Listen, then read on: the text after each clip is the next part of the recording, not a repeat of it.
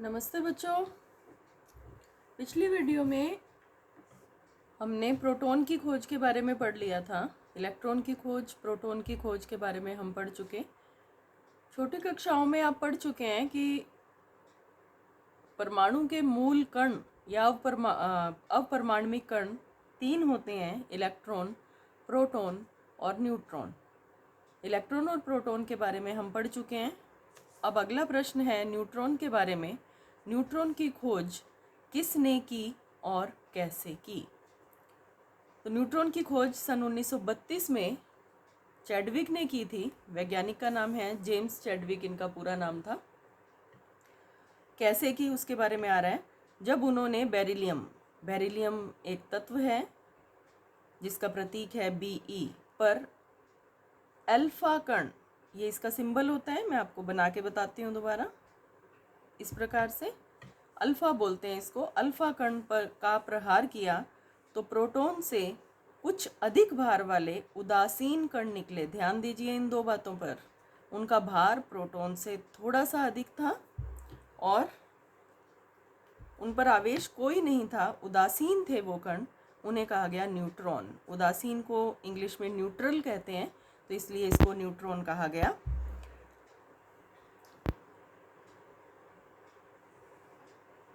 ये थी न्यूट्रॉन की खोज। कब और कैसे की गई। अगला प्रश्न, परमाणु के तीन मूल कण या अवपरमाणविक कण कौन कौन से हैं, इनकी तुलना करनी है।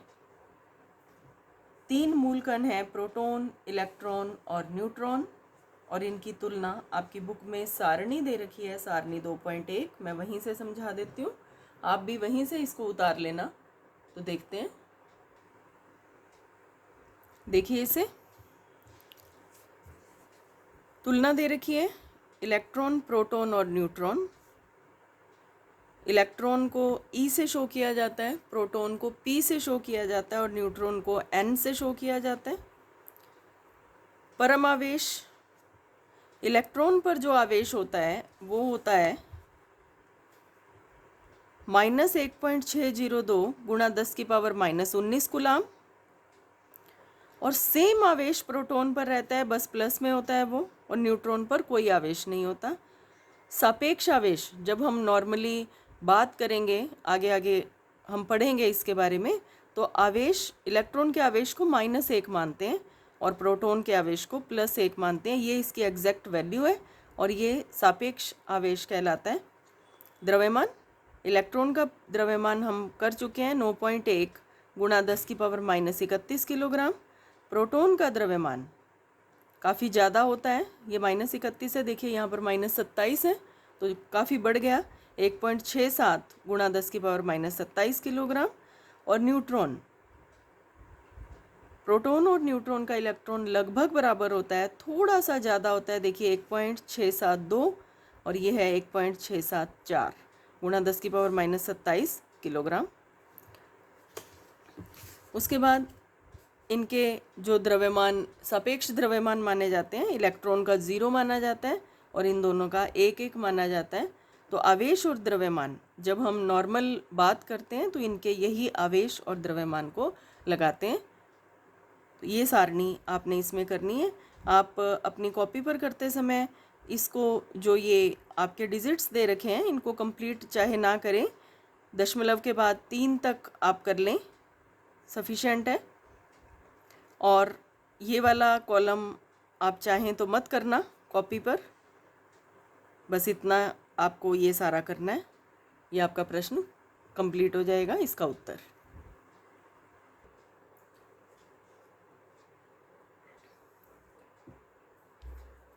जैसे जैसे परमाणु के मूल कणों की खोज होती गई, ध्यान करें कौन कौन से सालों में ये काम हुआ था। सबसे पहले इलेक्ट्रॉन की खोज हुई थी।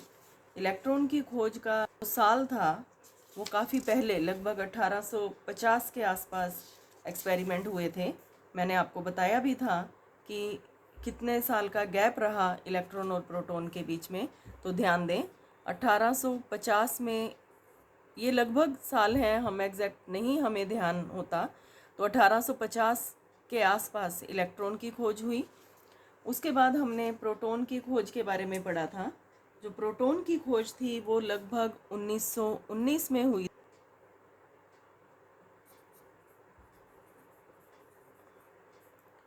प्रोटॉन की खोज हुई और न्यूट्रॉन की खोज हुई 1932 में। अब देखिए, जब इलेक्ट्रॉन की खोज हुई तब वैज्ञानिकों को इलेक्ट्रॉन के बारे में तो पता चल गया कि इलेक्ट्रॉन नाम के कोई कण होते हैं, और साथ में ये भी पता था कि परमाणु पर धन आवेश भी होता है। इसी वजह से तो परमाणु उदासीन होता है, आवेश भी है और इलेक्ट्रॉन भी होता है। ये 1850 में पता चल गया था, 1850 के आसपास। तो 1898 में, अब इस बात का याद रखना, ध्यान रखना इस बात को कि 1898 की हम बात कर रहे हैं। उस समय केवल इलेक्ट्रॉन की खोज हुई थी और ये पता था कि धन आवेश होता है। थॉमसन नामक वैज्ञानिक ने परमाणु का मॉडल दिया। मॉडल का मतलब होता है उन्होंने सुझाया कि परमाणु कैसा होता होगा या कैसा होता है। तो हमारा जो नेक्स्ट क्वेश्चन है वो है, परमाणु के थॉमसन मॉडल की विवेचना करें। 1898 में, रिमाइंड करवा रही हूँ आपको, उस समय केवल इलेक्ट्रॉन की खोज हुई थी। जे थॉमसन द्वारा ये मॉडल दिया गया, थॉमसन मॉडल। इस परमाणु लगभग 10⁻⁻10 मीटर त्रिज्या का गोला है। परमाणु की जो त्रिज्या थी वो लगभग 10⁻⁻10 मीटर उनके द्वारा आंकी गई, जिसमें धनावेश इस प्रकार समान रूप से वितरित होता है जैसे तरबूज का गूदा। तरबूज आप सभी ने देखा हुआ है। तरबूज में जैसे पूरे तरबूज में गूदा इकसार रूप से फैला रहता है, बिल्कुल उसी तरह से थॉमसन का कहना था कि 10⁻⁻10 मीटर त्रिज्या का एक गोला है परमाणु, जिसमें पूरा का पूरा धनावेश उसी प्रकार से फैला रहता है जैसे तरबूज में गूदा फैला रहता है, एक समान रूप से। इस समान वितरित धनावेश पर इलेक्ट्रॉन इस प्रकार से स्थित होते हैं कि स्थायी स्थिर वैद्युत व्यवस्था प्राप्त हो जाती है। मतलब जितना भी धनावेश फैला हुआ है उसके बराबर इलेक्ट्रॉन उसके ऊपर ऊपर फैले रहेंगे, प्लस और माइनस एक दूसरे को खत्म कर देंगे, उदासीन कर देंगे, और पूरा परमाणु उदासीन ही रहेगा। इन इलेक्ट्रॉन की तुलना तरबूज के बीजों से की जा सकती है। जैसे तरबूज के ऊपर बीज लगे रहते हैं, वैसे ही धनावेशित परमाणु के ऊपर इलेक्ट्रॉन लगे रहते हैं। ऐसा थॉमसन ने सुझाया, ऐसा थॉमसन ने कल्पना की। इस मॉडल को plum pudding model, resin pudding model या तरबूज मॉडल भी कहते हैं। यह मॉडल परमाणु की वैद्युत उदासीनता, मतलब ना उस पर प्लस आवेश है ना माइनस आवेश है, दोनों ने एक दूसरे को कैंसिल कर रखा है, को स्पष्ट करता था। अब ये नाम क्यों दिए गए, प्लम पुडिंग मॉडल, तरबूज मॉडल क्यों दिया गया? तरबूज मॉडल तो आपको समझ में आ गया कि इसका पूरा धनावेश तरबूज के गुद्दे की तरह, और जो ऋणावेश है या इलेक्ट्रॉन है वो तरबूज के बीजों की तरह होते हैं, इसलिए उसको तरबूज मॉडल कह दिया गया। अब प्लम पुडिंग मॉडल क्यों कहा गया उसको समझ लें। थॉमसन अंग्रेज वैज्ञानिक थे। वहाँ पर एक विशेष मिठाई चलती है जिसे कहा जाता है पुडिंग।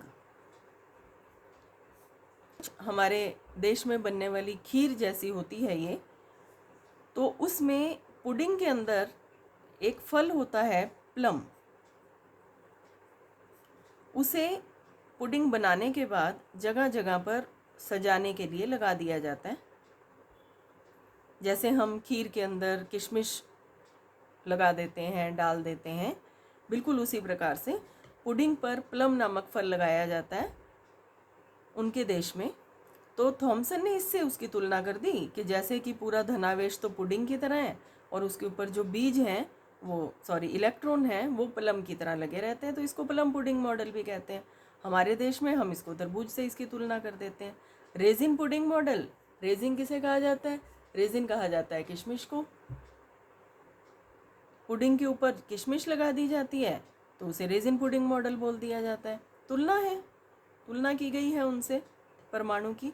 और इसका जो चित्र है वो 2.4 आपकी बुक में दे रखा है वो डायग्राम, मैं आपको वो डायग्राम दिखा देती हूँ और वहाँ से आपने इस डायग्राम को बनाना है, तो आपके इस प्रश्न का उत्तर कंप्लीट हो जाएगा। थॉमसन के प्लम पुडिंग मॉडल को समझाइए। तो ये है थॉमसन का मॉडल। ये धनावेश का गोला है और बीच बीच में इलेक्ट्रॉन लगे हुए हैं, नाम आपके यहाँ लिखे हुए हैं। तो ये डायग्राम आपको इसमें बनाना है, थॉमसन मॉडल। तो इस प्रकार आज हमने ये देखा कि इलेक्ट्रॉन, प्रोटॉन और न्यूट्रॉन तीनों की खोज कब कब हुई। इलेक्ट्रॉन की खोज 1850 में हो गई थी। उसके बाद 1898 में, अभी तक प्रोटॉन के बारे में नहीं पता था, केवल धनावेश के बारे में पता था। थॉमसन ने जो मॉडल दिया, परमाणु के बारे में जो समझाया कि परमाणु कैसा हो सकता है, परमाणु के अंदर व्यवस्थाएं कैसी हो सकती हैं कणों की, उस मॉडल के बारे में पढ़ा। अब हम नेक्स्ट वीडियो में करेंगे कि किस प्रकार जो ये थॉमसन का मॉडल था उसको और अधिक समझाने के लिए थॉमसन के ही एक शिष्य थे रदरफोर्ड। रदरफोर्ड ने थॉमसन के मॉडल को और अच्छी तरह समझाने के लिए, स्पष्ट करने के लिए कुछ प्रयोग किए अपने शिष्यों के साथ। थॉमसन के शिष्य थे रदरफोर्ड, उन्होंने अपने शिष्यों के साथ कुछ प्रयोग किए ताकि वो थॉमसन के मॉडल को और अच्छी तरह दुनिया के सामने रख सकें, समझा सकें। तो नेक्स्ट वीडियो में हम उन प्रयोगों के बारे में पढ़ेंगे और उन प्रयोगों से क्या किया रदरफोर्ड ने, क्या कर पाए, उसके बारे में पढ़ेंगे। Thank you.